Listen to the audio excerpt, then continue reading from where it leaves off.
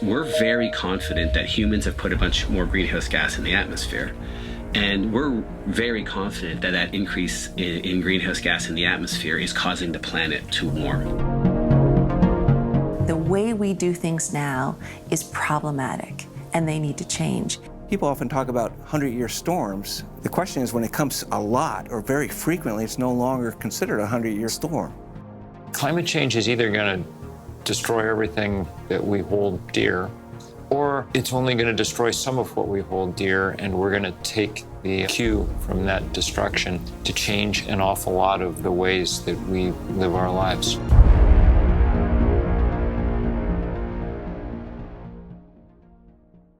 At a time when we hear in the news that Earth's surface temperatures hit a record high in 2016, and when we now have a presidential administration that denies the effect fossil fuels play in climate change and is intent on rolling back all the recent progress made at the federal and international levels towards reducing greenhouse gas emissions, it seems even more important that we talk about strategies for combating climate change at the state and local level.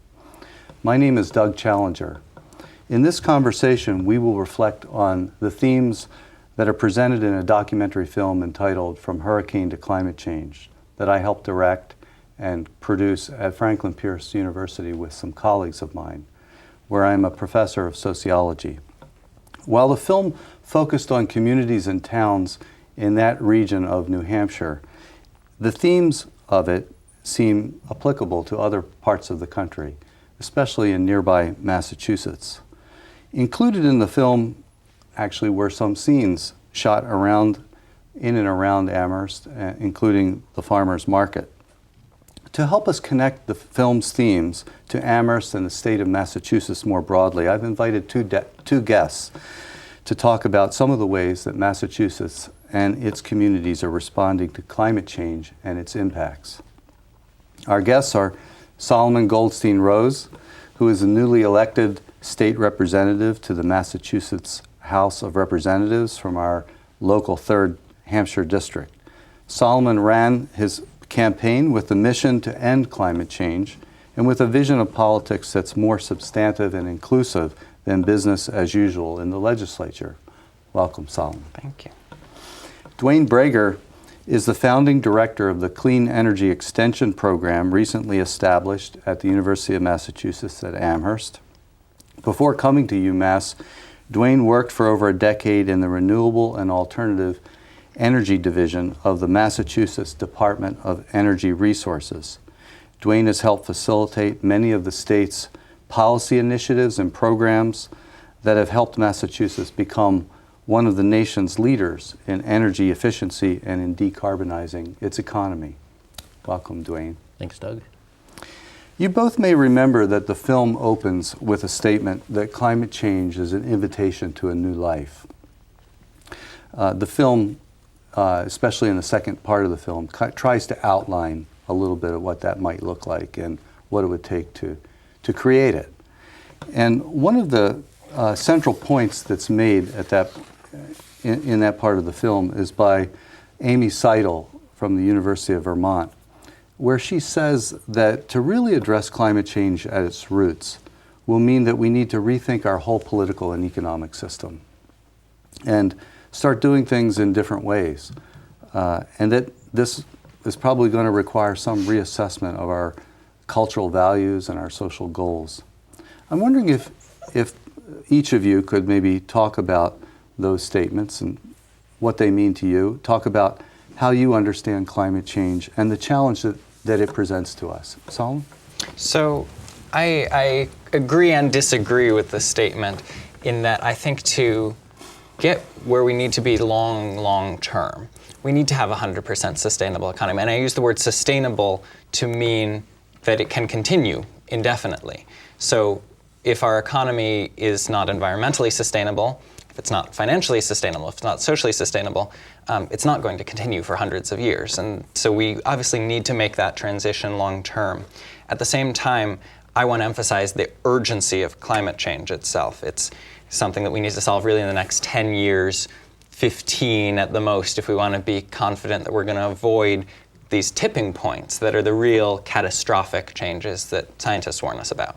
So in terms of my focus, I work on let's transition from fossil fuels to clean energy, and let's do it as fast as possible. And if we want to do that as fast as possible, we actually can't wait until we fix our economic and political systems. We're not going to solve climate change by first solving campaign finance reform or things like that. Obviously, had we solved campaign finance reform 10 or 20 years ago, it would have been much easier to solve climate change now, or maybe we would have already done so. At this point, though, we need to use the existing systems and push them in the direction they need to go on climate-related things. So for instance, using the capitalist system itself, which I think very much can be a force for good, to transition us to new forms of energy. One of my big focuses in the Mass Legislature is developing new energy technologies, batteries and better solar and the things that will be cheaper than fossil fuels and will outcompete fossil fuels in the free market around the world, and that will be a faster transition than anything we could hope to set with policy, even with great international cooperation, which is, given our current president, unlikely. Thank you. Dwayne. Thanks, Doug, and thank you for bringing your film to Amherst, and it's a great film to share with everybody. Yes, generally I do agree that the film does recognize that human society is reaching new constraints. Human societies have reached constraints before, but not on this scale. Back thousands, hundreds of thousands of years ago, we reached constraints on our hunting and gathering because we were running out of food as our populations grew. So we did have proceed over an evolutionary time frame to a new life of more non-nomadic cultures and societies based on agriculture. Today, there are many that are clamoring and arguing that we need a similar transition to a sustainability revolution as opposed to an agricultural revolution. I would generally agree with that. There's obviously clear differences. As the representative points out, this is an urgent situation. When we were running out of food and to hunt and gather, there was an evolutionary process that was not consciously decided, but worked out over hundreds, tens of thousands of years. Now, as Solomon suggests, it's urgent. We have decades to really make this transition, and it needs to be one that is based on rational and conscious decisions by our societies and by our government. So I think the film does present accurately that we do need a new life. And I think it does provide some encouragement and heartening in its envisioning a new life that brings with it a great deal of benefits in terms of new compassion, new cooperation, new community, really, that are real benefits that we can reap from a sustainable transition. Getting there, though, through our national and international governance structures and our cultural interactions is harder to envision. And while the Paris Agreement was a really encouraging first, small but first important step, the recent changes, certainly in the national government, gives great pause to that optimism. I was thinking of another person in our film, Cameron Wake, who's a climatologist at University of New Hampshire. At a point in the film, he talks about how we really need, along the lines of some of the things the representative is talking about, need to transition to a clean energy economy by developing what he says homegrown energies. And by homegrown, he means in New Hampshire-based companies and cooperatives, and we can think about that in terms of Massachusetts. But in the film, he says in New Hampshire, for example, that the state spends $6 billion a year on energy, and $4 billion of that goes out of the state to pay for fossil fuel. And if we would just change 25% of that, it would infuse $1 billion back into our economy. And for him, he says the really big picture for New Hampshire communities is that if we generate more of our energy locally, it's going to be not only good for the climate, but it's going to be really good for our economy. That we should be doing this whether or not we have climate change. And he says it just makes sense. It's a really good economic development plan. So, I was wondering, Dwayne, as someone who's been working now for quite a while in Massachusetts on developing state policies and programs, maybe you could bring us up to speed a little bit on what has been done in recent decades on transitioning Massachusetts to a clean energy economy. And how do you think those efforts on a state and local level contribute to the larger goal of reducing climate change at the global level? Yes, I think, keep in mind, Massachusetts, similar to New Hampshire, we're at the end of the pipelines, if you will, with regard to energy resources. So similarly to New Hampshire's, but multiplied by a significant factor due to our larger size, we have billions of dollars leaving our local economy, our state economy, to pay for all the imported energy coming from natural gas, fossil fuels, oil, and so forth. So this is a real opportunity not only to address our climate issues and our climate reduction commitments, but also for a substantial economic development. Compared to the nation as a whole, only a few states really have can take pride in recognizing climate change as not just real, scientifically verified, and an existential threat, but also an opportunity for this leadership in economic development. And Massachusetts is certainly one of those states. Particularly under Governor Patrick, during that 8 years, Massachusetts really did commit itself to marching towards a clean energy economy and taking those steps. One of the first acts of Governor Patrick when he came into office was to sign Massachusetts into the Regional Greenhouse Gas Initiative, which is the first carbon cap and trade program in the country, and provides caps on CO2 emissions from electric generation units in New England, New York, and Mid-Atlantic states.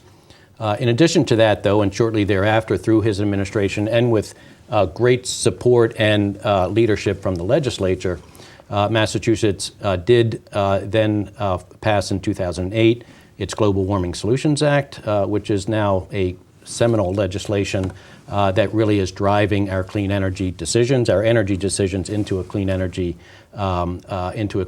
direction.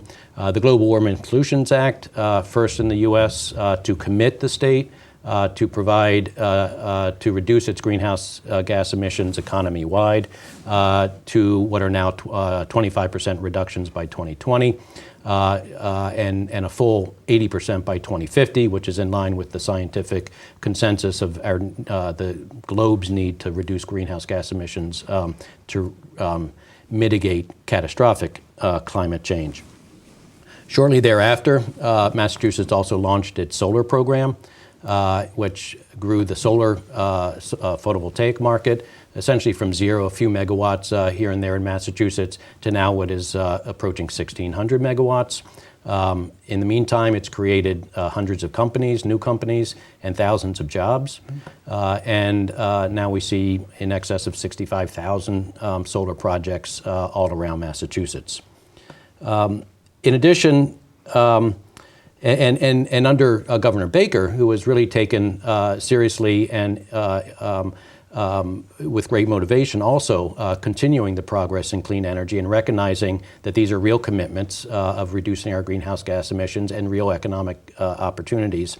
Governor Baker and the legislature has also advanced laws in Massachusetts to really engage the offshore wind industry and to start that industry and to commit to bring the first round of offshore wind development and generation to Massachusetts, as well as legislation that will bring important large-scale hydro and additional wind energy from Canada and northern New England, as well as very important programs to continue the solar program, as well as really launch a new industries in energy storage, which the representative is fully aware of and supportive of.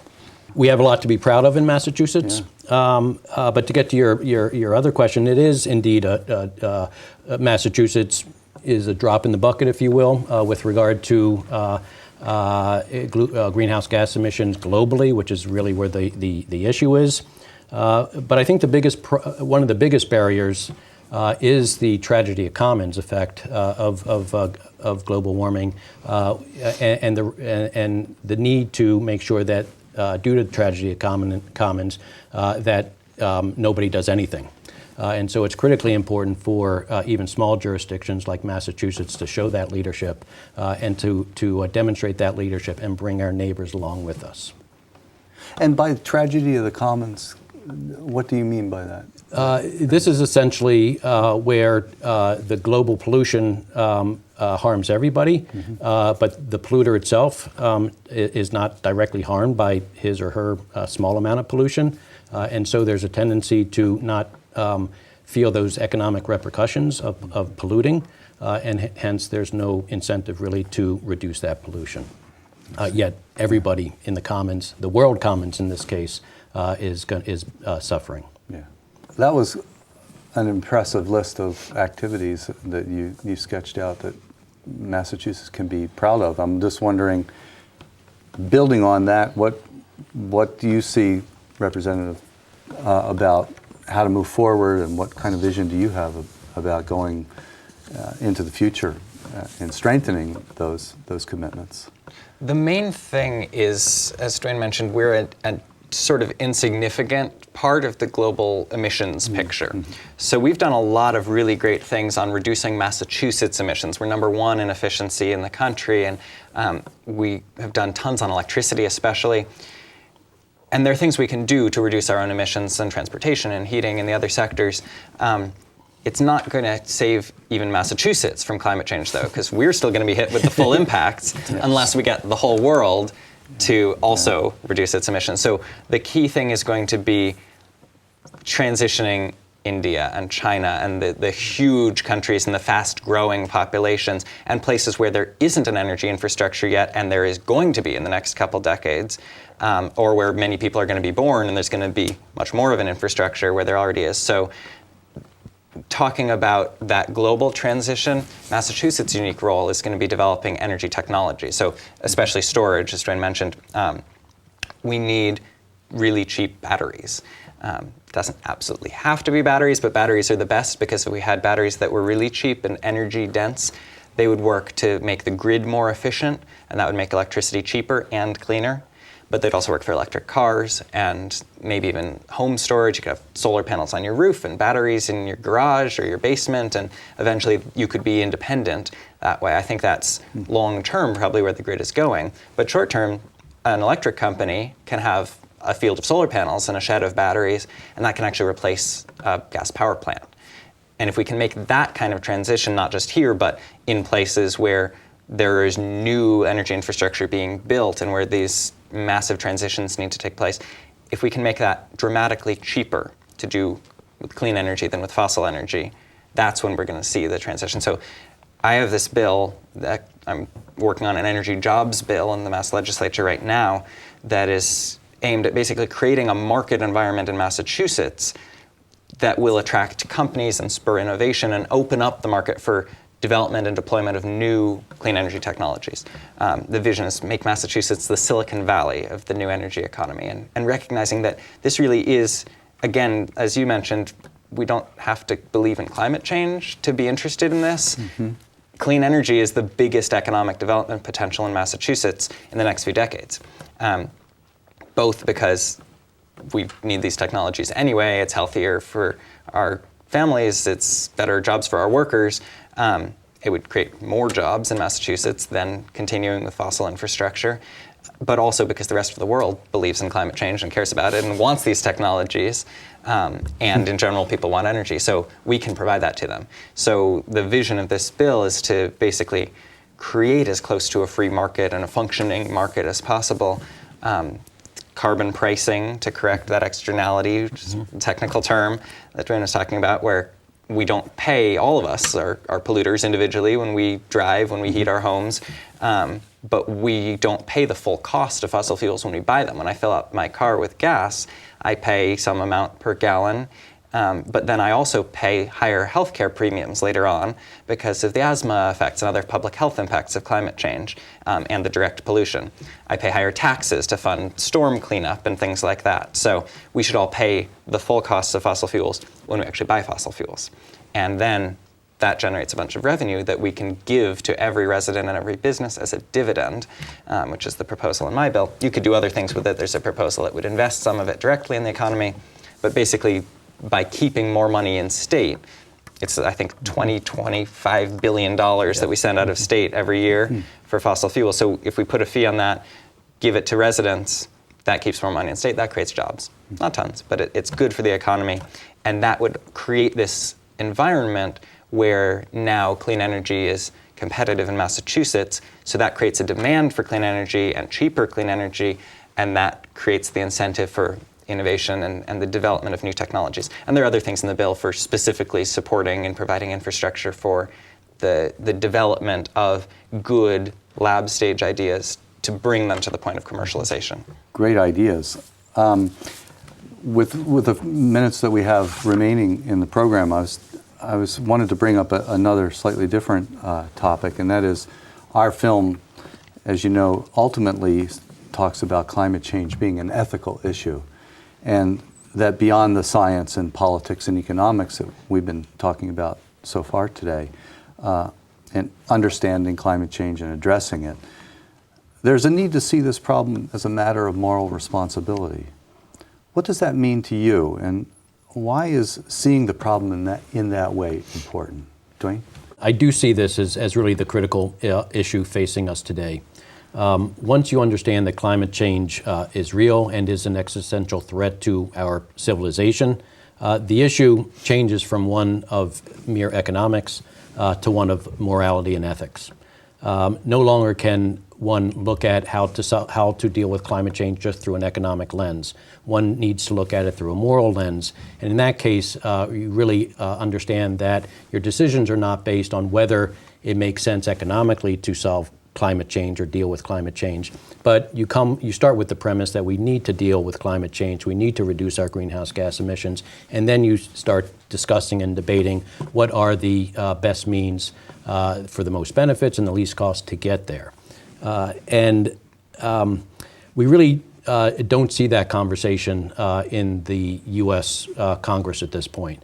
My sense is that Republican climate deniers particularly are concerned about admitting the science of climate change, because then it does turn into this moral argument, and then they need to really address this from that lens as opposed to strictly an economic lens. It's also important to keep in mind that both our executive and our legislative bodies in Congress really don't need to provide fact-based rationales for their positions.